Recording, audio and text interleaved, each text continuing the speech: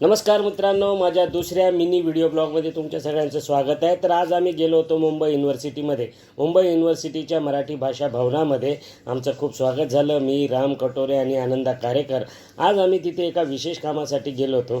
काम म्हणजे काय, मजाच होती ती। आज आम्ही गेलो होतो मुंबई विद्यापीठाच्या यूथ फेस्टिवलमधल्या मोनो ॲक्टिंग शोचं जजिंग करण्यासाठी, म्हणजे परीक्षण करण्यासाठी। आधी आम्हाला नियम समजावून सांगण्यात आले, आम्हाला पेपर्स दिले, आम्ही सगळ्यांनी नियम नीट वाचले, एकमेकांमध्ये आम्ही त्याची चर्चा केली आणि चर्चा केल्यानंतर आम्ही काम कसं करायचं हे ठरवून आमचं काम सुरू झालं। मित्रांनो, विद्यार्थ्यांनी तुडुंब भरलेला हा ऑडिटोरियम होता। विद्यार्थी एकच होते, 101 परफॉर्मन्सेस या मोनो ॲक्टिंग शोमध्ये होत होते आणि आम्ही त्याची मजा घेत होतो। आम्हाला खूप बरं वाटत होतं आणि त्यानंतर आलं सगळ्यात जिकिरीचं काम, म्हणजे परीक्षणाचं।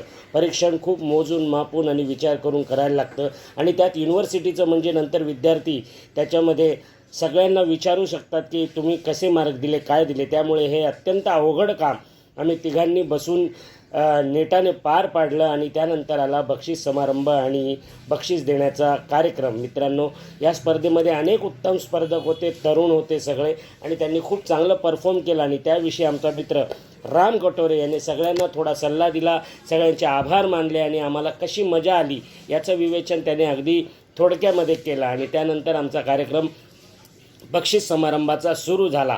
अनेक विद्यार्थी यावेळी उपस्थित होते।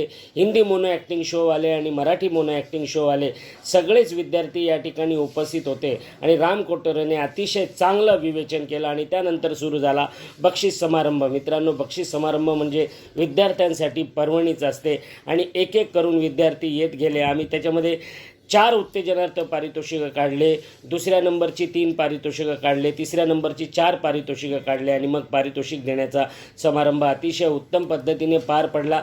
आम्हाला खूप मजा येत होती आणि विद्यार्थीही अतिशय मजा करत होते आणि त्यावेळी विद्यार्थ्यांना एक सर्टिफिकेट आणि मेडल मिळत होतं युनिव्हर्सिटीकडून आणि विद्यार्थी त्यांच्या चेहऱ्यावरचा आनंद मात्र बघण्यासारखा होता। ते खूप खुश होते आणि आम्हालाही बरं वाटलं की खूप दिवसांनी एक खूप चांगली गोष्ट आमच्या हातून घडली आणि त्यातही युनिव्हर्सिटीचं काम म्हणजे मित्रांनो, विद्यार्थ्यांमध्ये जाऊन आपल्याला त्यांची एनर्जी घेऊन येता येतं आणि आपल्या कामामध्ये ती एनर्जी वापरता येतं आणि केवळ याच कारणासाठी मी तो कार्यक्रम स्वीकारला होता। मित्रांनो, मला मजा आली। आनंदा कारेकर, राम कटोरे आम्ही तिघांनी खूप एकमेकांशी भांडलो, खूप वादावादी झाली आणि मग शेवटी रिझल्ट तयार झाला। मित्रांनो, विद्यार्थ्यांनी अनेक उत्तम परफॉर्मन्सेस दिले, अनेक वेगळे विषय इथे हाताळले गेल्याचं आम्हाला दिसलं मित्रांनो, आणि त्यामुळे विद्यार्थ्यांमध्ये किती सजगता आहे याची आम्हाला प्रचिती आली आणि हा आहे पहिल्या नंबरचा बक्षीसपात्र विद्यार्थी आणि खूप छान काम केलं होतं। एक आंधळ्याचा रोल केला होता